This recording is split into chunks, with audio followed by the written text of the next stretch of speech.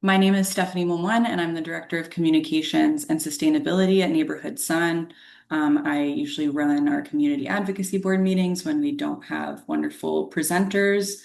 This is an exciting topic. We've got a lot to cover today, predominantly discussing who decides the different billing structure for projects, but in the bigger picture, just why every project looks a little different. So we'll go ahead and dive right in.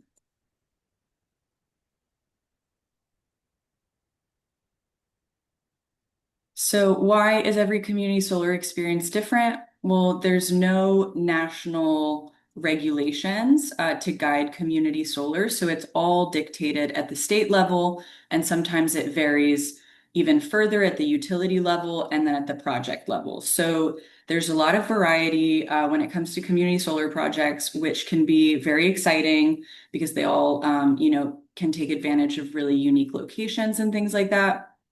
But it can be confusing when you're trying to get the bigger picture. So we'll be discussing a few of those differences. Project terms and details typically vary in terms of billing structure. That's the one we'll focus on today, but also capacity requirements, your contract length, the program name, the solar credit model, and the name of the solar credits, as well as the production period. So in certain states, the production period for your community solar farm might not match up as perfectly with the production period of your utility bill. So there's some variation with that as well. And unfortunately, things like that are out of Neighborhood Sun's hands. But our team is here to do everything we can to clarify some of the confusion that can arise because of that. So, for example, National Grid may miss applying the credits on the right bill because for some customers, the meter read date at which they determine how much was generated, it may be later than the statement date. So they might miss that and then amend the utility bill later.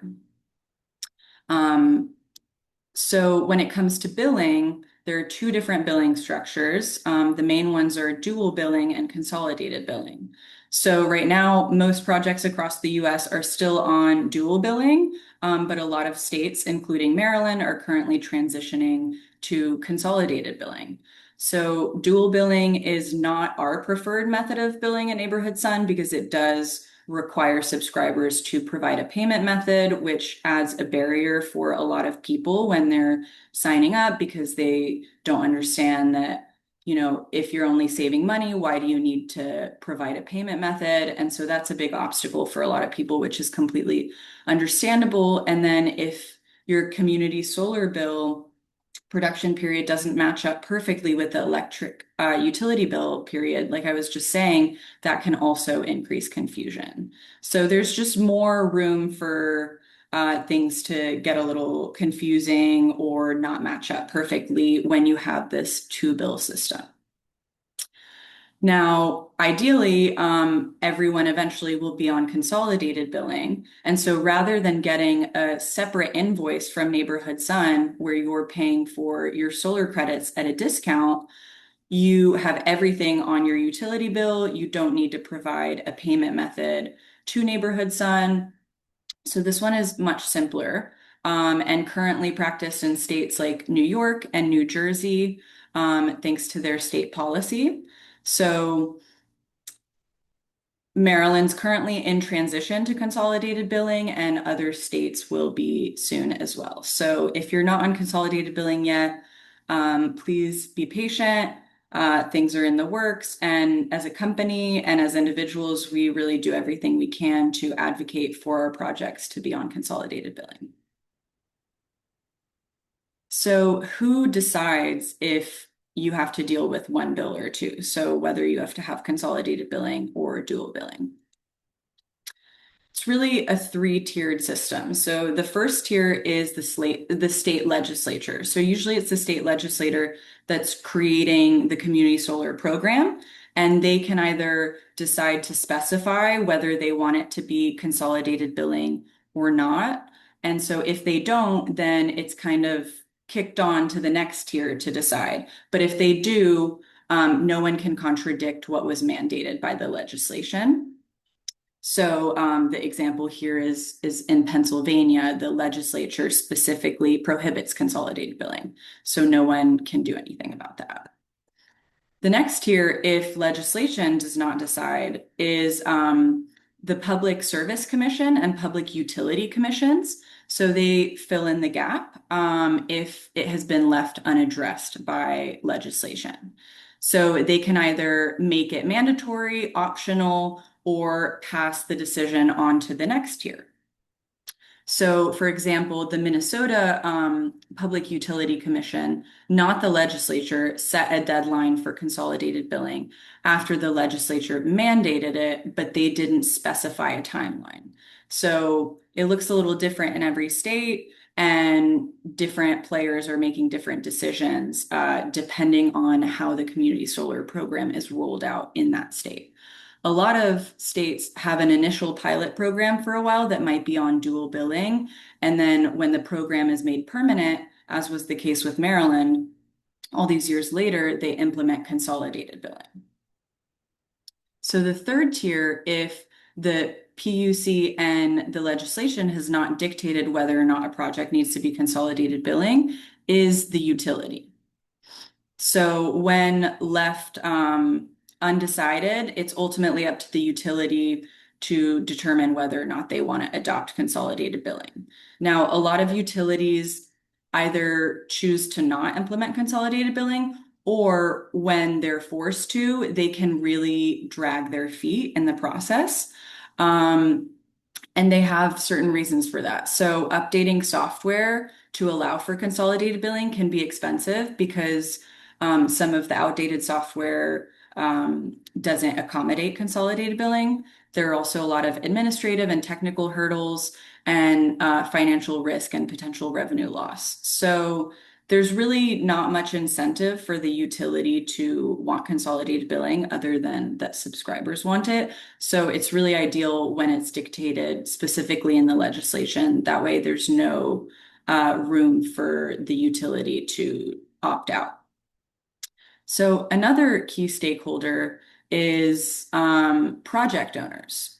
So when it gets passed on to the next level, project owners or developers can dictate which program they want to follow. And that depends on their financing, their investors, and sometimes grant criteria. So again, they have certain reasons they may not want to adopt it, but ultimately there are a lot of reasons that most stakeholders want to adopt it, especially subscribers, as well as subscription coordinators like Neighborhood Sun. And ultimately, developers can't dictate that a utility would implement consolidated billing if there was no mandate. So that's kind of out of their hands. Now, when it comes to Neighborhood Sun, we want to do everything in our power to make all of our projects consolidated billing because it's easier for you, it's easier for us, it improves the customer experience, it makes enrollment so much easier, reduces financial risk, there aren't as many questions or room for confusion. So we're really here to give you the best experience possible, and consolidated billing always does that. So our operations team advocates like individually with each developer, giving them reasons why they should adopt consolidated billing across the board. So for all of the developers and projects in Maryland that are transitioning or have already transitioned, a lot of those were due to our team really advocating for that. So how does community solar differ across states? So we'll go through a few examples just so you can understand how a lot of the things vary. So in New York, the legislature is the one that set up the program, and then the PSC determined the billing structure. So the PSC is the one that decided that consolidated billing needed to be implemented. And they proposed a timeline that was supposed to be around 2.5 years. And it was then delayed for more than a year. And even after those 3.5 years, only one utility had fully deployed consolidated billing. So that's just to give you an example of how long this process can take and how much of a role the utility has to play in determining the timeline because it's ultimately on them to do so much of the work to accommodate it. So everyone else's hands are tied. So in New York, currently there's consolidated billing. Now, once consolidated billing is adopted, that doesn't mean that every single project has to be consolidated billing. As I just explained, sometimes utilities can decide not to adopt consolidated billing, even if other utilities in the state have it. So in New York, there are still certain projects that are on dual billing, but all of Neighborhood Sun's projects are consolidated billing in New York. And the community solar program name in New York is New York Sun by NYSERDA. And the way bill credits are represented is as community distributed generation credits or CDG credits. So including that just because you'll see how it varies across states.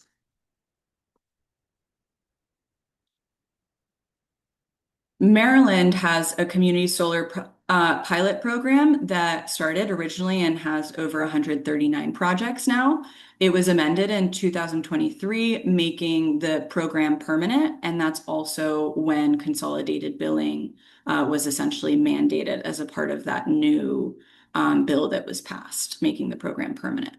So consolidated billing deployment was supported by the bill and started this year. So we've already transitioned a lot of our projects. There are still a few Maryland projects that have not transitioned to consolidated billing because we're waiting on the developers, but it's really just a matter of when and not if. So if you're on one of those projects, please be patient and you will be getting consolidated billing very soon.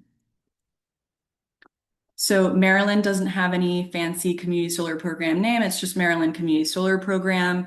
And the credits in Maryland are listed as community solar credits. Oh, and one more thing here. For folks who are transitioning to consolidated billing. Just want to note that since things look a little different, you may feel like you're paying more because you're not paying two separate bills, and everything that used to be due to Neighborhood Sun is now due to the utility. So that's why your utility bill seems higher than it used to be with consolidated billing, but that's because it was being broken up and now it's all combined into one bill, but you're still getting the exact same discount. Colorado is the largest and first community solar program in the nation. Woo, woo, go Colorado. So their policy passed in 2024, making improvements to their initial pilot program in 2010. And regulations are headed in the direction of consolidated billing, but there's no current timeline or concrete plan. And again, that is really up to the utilities and not Neighborhood Sun, but we're doing everything we can to advocate both with Excel and with the developers in Colorado to adopt consolidated billing as soon as they're able. Now, in Colorado, it's currently dual billing. The program name is Solar Rewards Community, and solar credits are going to appear as production credits.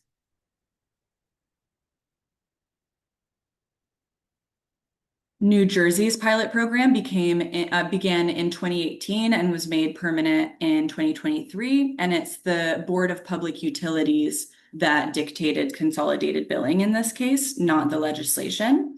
And they implemented a 1-year timeline for consolidated billing. The program name is Community Solar Energy Program, and the solar credits show up as community solar credits. So as you can see, there's some variation in both the program names and the way the bill credits appear on your utility bill. So that's why it's just nice to see some of these examples to understand how much everything changes and how that affects communications and things like that. So we'll go through a few common questions, and we've addressed some of these throughout this presentation already, but I'll just kind of specify all of them. So will my utility bill look different with consolidated billing if I just transition from dual billing? Like I just said, your utility bill will increase because you're no longer paying Neighborhood Sun. So what you used to be paying Neighborhood Sun, you are now paying your utility, but you are still getting your guaranteed discount through your subscription with Neighborhood Sun. Who do I contact with billing questions? So you can click on the link in here. I'll share the presentation with everyone after, as well as the recording. And that's the best way to address billing questions. However, since you all are here with us in this presentation, I've shared a link and I'll reshare it here to a Google form where you all, as community advocacy board members, can get priority support from our team. So if you have any questions that typically we would bring up at the end of the meeting, but that are pretty personalized to you, feel free to add them to this form and our team will reach out to you. So what happens if I move or change utilities? Oftentimes, this is a very simple transition. If you reach out to us ahead of time, we can see if there are projects with availability in your new utility territory, or if you're moving within your current utility territory, it's usually much easier. So don't hesitate to reach out to us if you plan to move. It doesn't mean you have to lose your subscription or your discount. So just contact us using the link here. And then why does my bill look different from someone in another state? As we just went through, some of the terminology is different. The way solar credits appear can be different. And the utility bills also look a little different depending on the utility. So this is why we have a lot of different sample bills on our support page, because depending on your utility, it's going to look different. So you want to make sure you see a sample bill from your utility. And those are all included in our subscriber welcome packet that you would have gotten when you first enrolled. Why can't I just increase my allocation to increase my savings? So this is a good question. Sometimes people do need allocation changes in order to make sure that their savings are maximized, but this is only going to happen when you have a change in your energy consumption. So if you suddenly get an electric car and you're going to be consuming a lot more electricity to charge your car, or you get solar panels on your rooftop that are going to cover some of your electricity consumption. So the amount you need from your community solar share would need to go down. So certain things can happen that require an allocation adjustment, and it's very easy. You just need to reach out to us to let us know that your average energy consumption is going to be changing. That way we can ensure that your savings are maximized and that the solar energy generated by your community solar share is covering as much as possible of your consumption.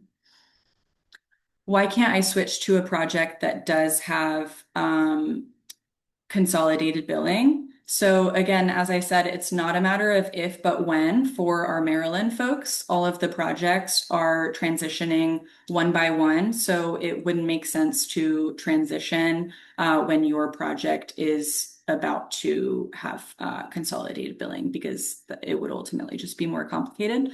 So please be patient and feel free to reach out if you have any questions. But consolidated billing is coming. It's just a long transitional process. As you saw with some of the other state examples, New York took 3 years. So getting Maryland all done this year, honestly, will be a huge win, and we're on track for that. Now, another thing that we'll be talking about today is bonus savings. And we have an exciting opportunity that has not been announced to all of our subscribers, but since you're our board members, we want to give you the exclusive insights. So we have developed a new Solar Rewards loyalty program, and we're rolling it out to a few projects at a time. So you won't be able to immediately see this unless you're in one of those projects. But we wanted to let you know in advance so you can keep an eye out as we do roll it out to our entire community of subscribers. So I'll show you what that looks like. And before, I just want to touch on a few Earth Day events we'll be having. These are just for our Maryland folks. I'm sorry to everyone else. But our company is based in Maryland, and so this is where we have folks to do events for this month. But in the future, we hope to have, community events in all the states we serve.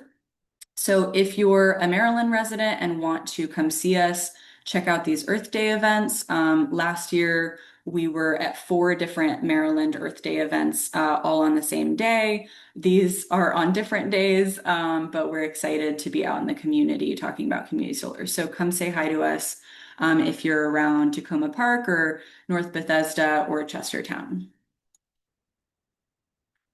Here is our sneak peek of the Solar Rewards loyalty program. So it'll be accessible in your My Solar portal where you can currently see your invoices, your savings, your environmental impact, and things like that.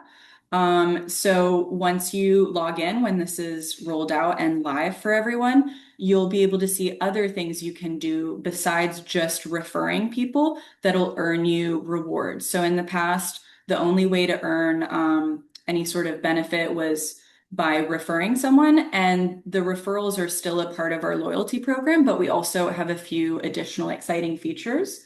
So we have monthly quizzes that are educational about community solar to help you learn and test your knowledge, and you get points for completing those quizzes. You get points for referring a friend. You can also get points for downloading the app. And we have a sun wheel that you can spin once a month to earn points as well. Now, whenever you do refer people, you'll see a new solar panel appear in this little solar farm that's personalized to you. And the solar panel will only appear once they successfully enroll. So you don't get the credit just for referring them. They do have to subscribe. But you can earn unlimited points for referring people. You can also earn points for downloading our app if you haven't done that yet. And I'll show you how to do that in the next slide. Um, and then once you accumulate enough points, you can redeem them. Either as a gift card to thousands of retailers, everything from Amazon to grocery stores, to services like Spotify, anything under the sun, really. And then a wonderful thing is you can also use the points that you redeem to donate to your favorite nonprofit. So you don't have to redeem it as a gift card to spend on different businesses. You can support a cause that you care about with the points that you earn. So that's really exciting. And you can only accumulate up to a certain amount of points. So you'll just have to redeem it once your little bar here is filled with all your points. So keep an eye out for that and feel free to let me know if you have any questions. And there will be an announcement when it's rolled out to everyone. So you'll be getting an email about it. Now, in the meantime, you can download the Sun Engine app. Like I said, I'll be sharing this presentation, and there are links on both of these, whether you have an Apple phone or an Android phone. And the app is the My Solar portal that you're already using, but much more convenient and accessible in the app. And it'll also have the rewards program. So you can do anything you would do on the computer in the app, like updating your account details, viewing past invoices, tracking your environmental savings, referring friends, things like that. So if you prefer to work out of your phone, go ahead and download this. And you can also just search for Sun Engine in the App Store and it'll come up. So March is also B Corp month. So we'll be talking a little bit about the fact that we are a certified B Corp because we're very proud and we love getting the word out. And it seems like the movement is really growing because I just saw a report recently that 1 in 3 people are familiar with the B Corp logo and brand, which was amazing to hear. So feel free to share in the chat if how much you know about B Corps, but we'll be talking a bit more. So if you don't know, don't worry, you're about to find out. So B Lab is a global nonprofit that certifies companies as B corporations. And what that means is that they've met verified social, environmental, and governance standards. And B Lab uses this certification model as well as policy and advocacy that they do to try to work towards a more inclusive, equitable, and fair economic system.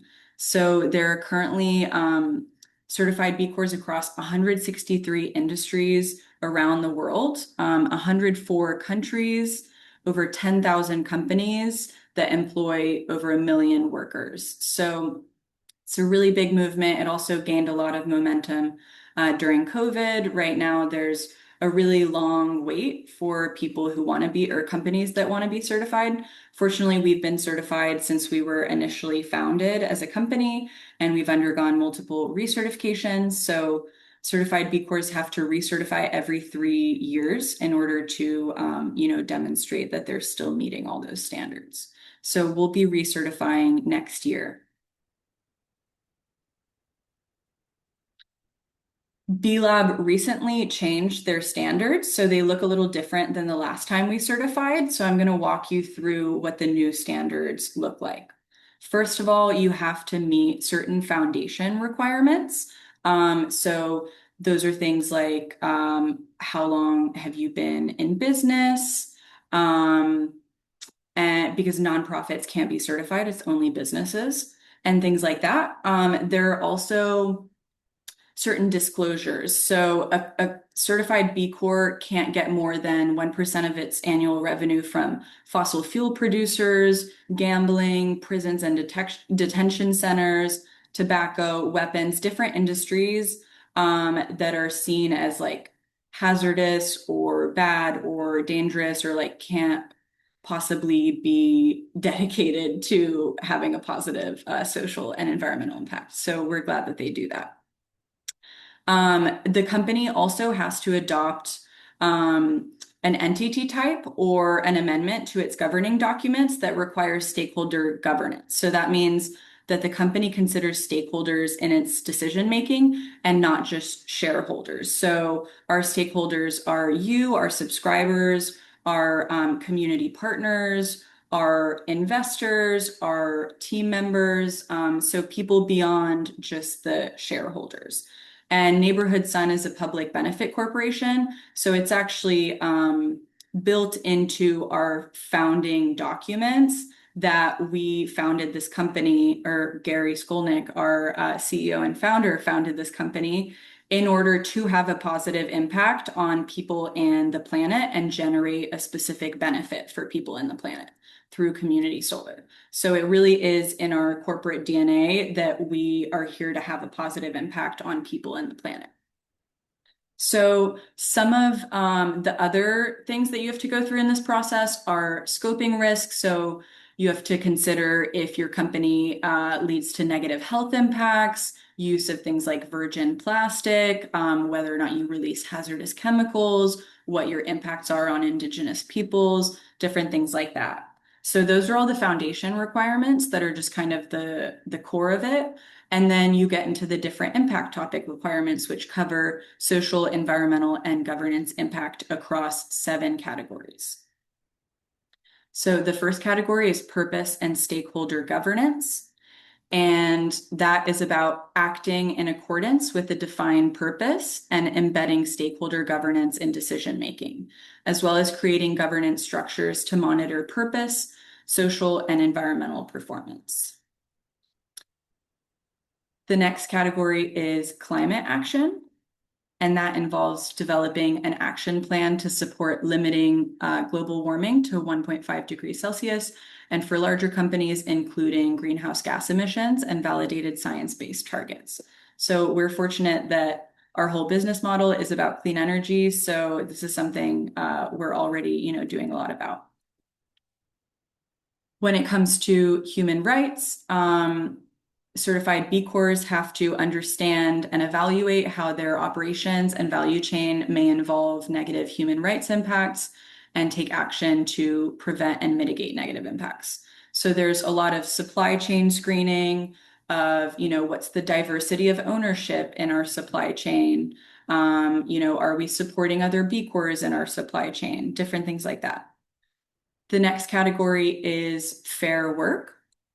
So that one is about providing good quality jobs and having positive workplace cultures, implementing fair wage practices, and incorporating worker feedback in decision making.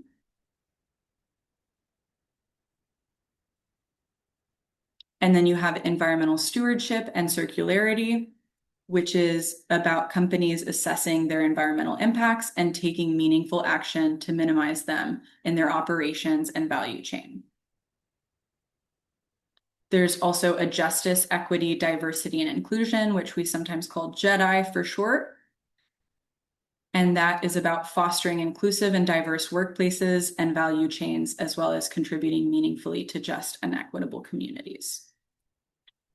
The last category is government affairs and collective action. And that one is about engaging in collective efforts to drive systemic change, advocate for policies that create positive social and environmental outcomes, and for bigger companies, publicly sharing their country by country tax reports.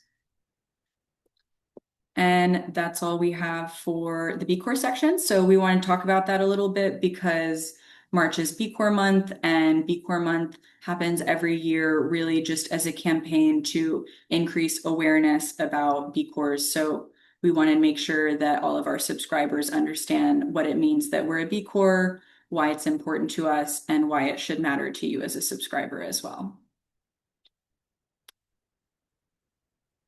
Thank you so much. So I'll go ahead and look in the chat for questions. That way we can go through, or if anyone wants to raise their hand and start asking, or Molly, are you there?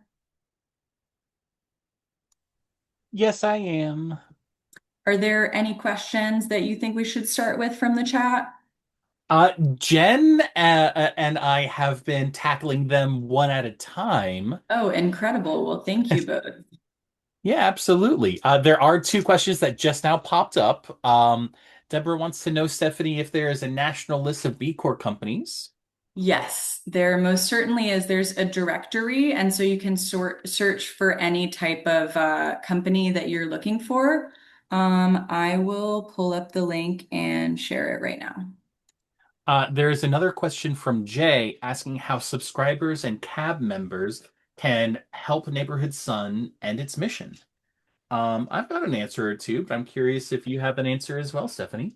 What a great question. Thank you. I would say when it comes to the B Corp certification, really it's on the company to do that. And it's about us, considering you as subscribers rather than you helping. But I think as a subscriber, you're supporting our mission to be a responsible company that's putting people and the planet first. So by supporting Neighborhood Sun, you're also supporting the B Corp movement globally, which is incredible. And then by being a part of the community advocacy board, you're participating as a stakeholder, giving us feedback on how we can be better. So that's part of the purpose of the community advocacy board is making space for you all to give us feedback, share your concerns, things like that. So that's a big part of it. And then also by being a subscriber, you're already supporting our mission by making community solar possible because there is really no community solar without the community. It's all about the stakeholders.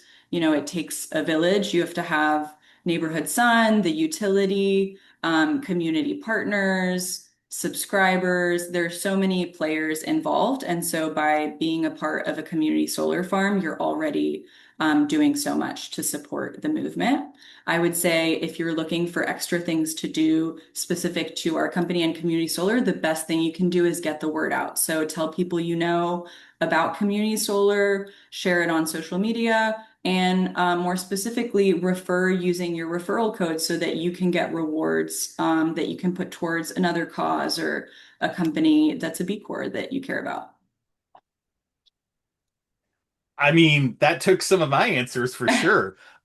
You can also, if you are in a state that does not have consolidated billing yet, you can look into reaching out to your representatives. That's something that's changed at the legislative level.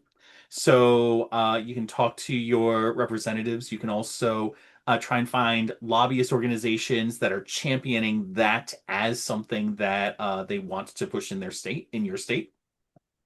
You already mentioned referrals and talking to people. It is a fairly it's hard to find. It's not something that you're going to see every day, but it does pop up where people online, like in neighborhood groups, will say, "Hey, I've heard about community solar. Does anybody, is this a scam? Does anybody know what this is?" Please keep an eye out for those kinds of posts and speak up. I've seen a few in my own local town Facebook group, and I've been lucky enough to be able to say I actually work for a company that does that. So yeah, I can answer. Um, let's see. There's a few other questions that have been popping up. Jen already took care of them. Jen, you are a rock star.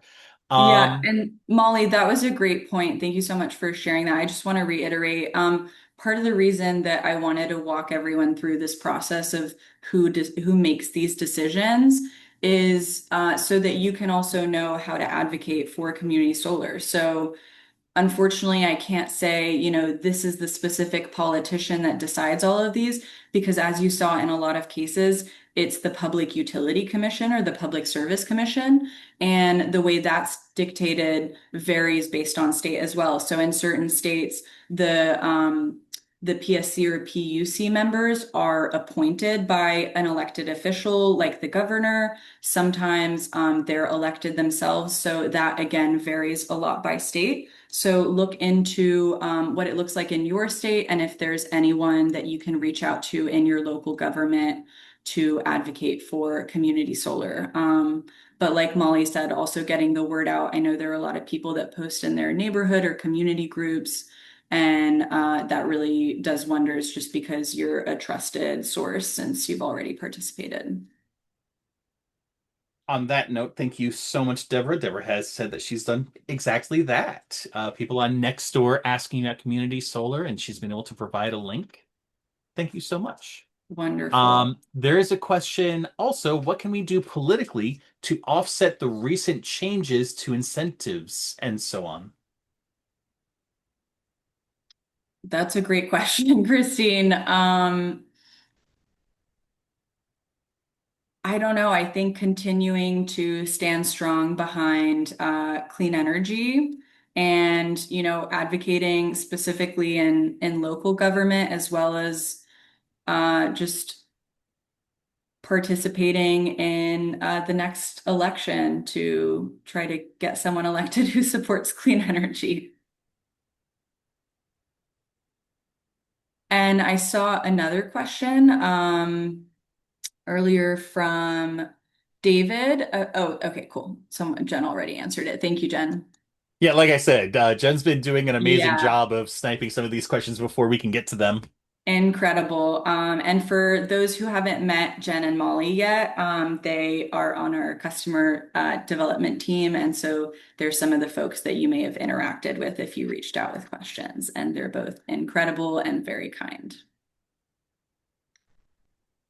Well, it seems like all of the questions have been addressed in the chat. Unless I'm missing anything, feel free to raise your hand or just speak up if you have any questions or if you'd like to share anything. Can we drop the link to the form in the chat one more time? I don't think I Sure. have the link to that. Yep, I'll put it right back at the bottom. Thank you much. Yes, and if anyone missed it, this form is for people who have individual questions, maybe specific to their account, that would like to get them answered. And we're using this form so that as community advocacy board members, you can get priority support from folks on our team like Molly and Jen.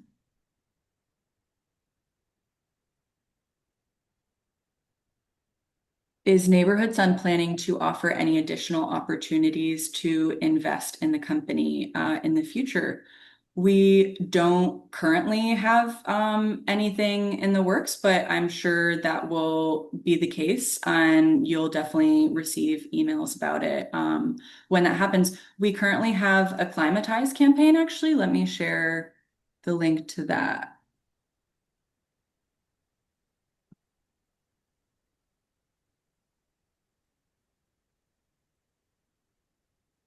Thanks, Jay. And I know we have a lot of subscribers who have already invested in Neighborhood Sun and are, double stakeholders, both as investors and subscribers. I'm not sure anybody on the call knows the specific numbers for that one, Michael. Could you do me a favor and fill out the form? Just say exactly that, and I'll be able to look into that and have a member of my team get back to you. Thanks, Molly. Yeah, absolutely. Stephanie, Yes. hi, David. A question which I know you can't answer now, but so with the Beth group where we have 113 people signed on, I've been kind of keeping a tally of how much greenhouse gas we've avoided. But I'd much rather that that comes from you all, if if asked that question. So maybe we can have a discussion sometime in the future if that's not too difficult. It doesn't have to be an exact number, but kind of an estimate. So if we go to the press or something like that, we have you to back up and say this is the number. So we can talk Yes. about that offline. Yeah, totally, David. That's a great point. That's actually something I'm already working on, is building out an impact dashboard that would live in our platform and be able to differentiate impact based on partners or developers and things like that, in addition to the individual impact. That way we can give customized reports to partners. So that's not something that's available right now, but it definitely will be available in the future. And I think it's a great idea. Great, thank you. Yeah, and for all those who don't know, David leads the community solar efforts at Beth Amma Synagogue in the Maryland area. And he, through his efforts and the entire community's efforts, has helped to enroll over 100 new subscribers in the community. And that has also earned donations for his organization.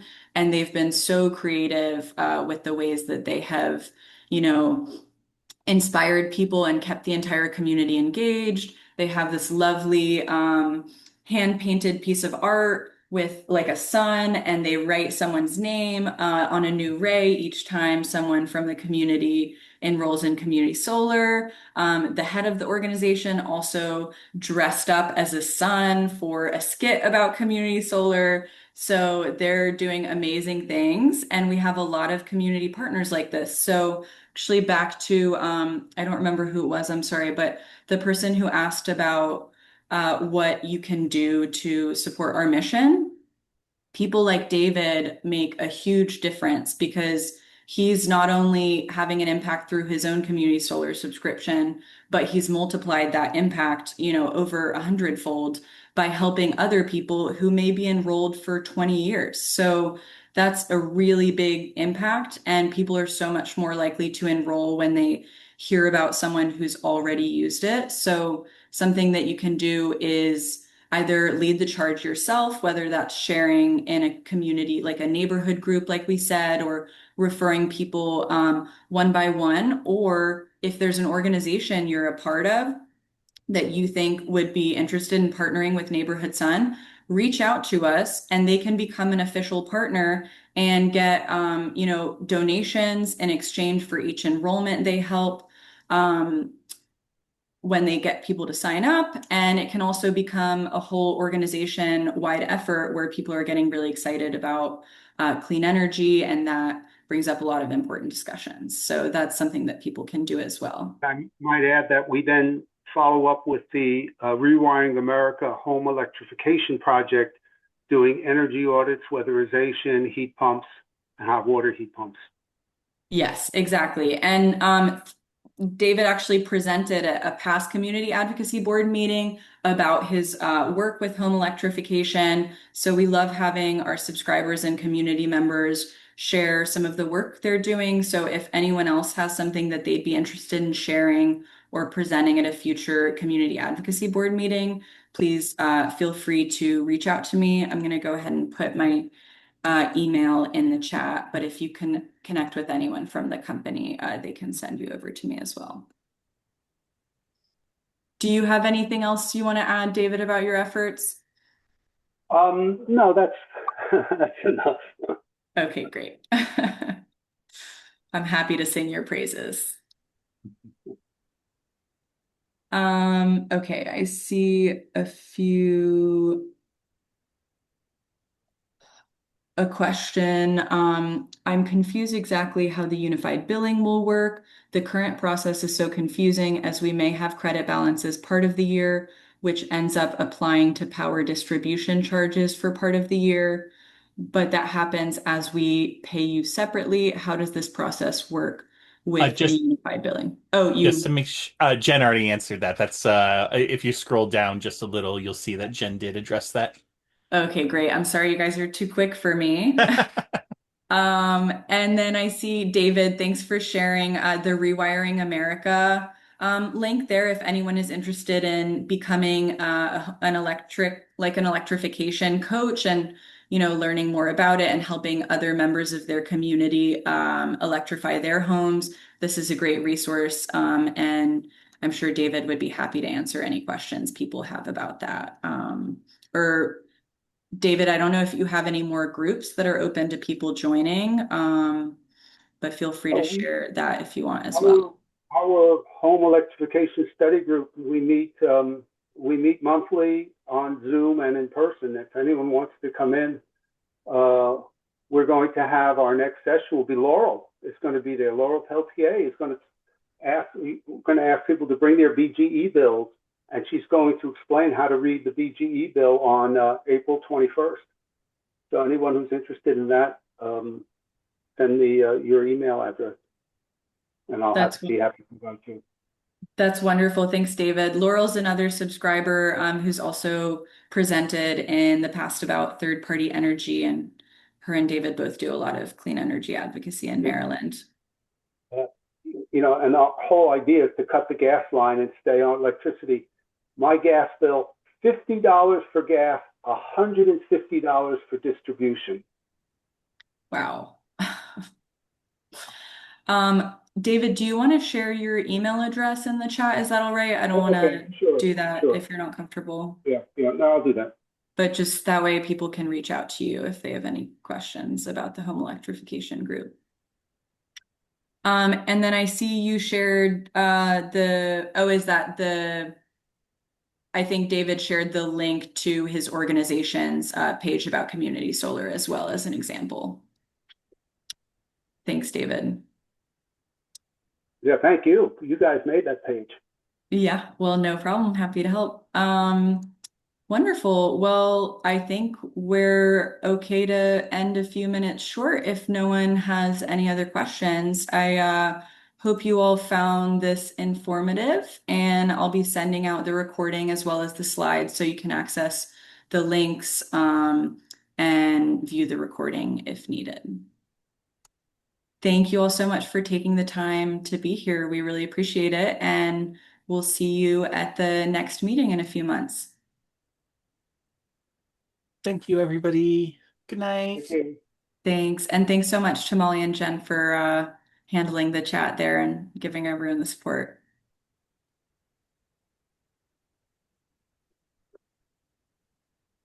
All right. Thanks, everyone. Gonna end the call now.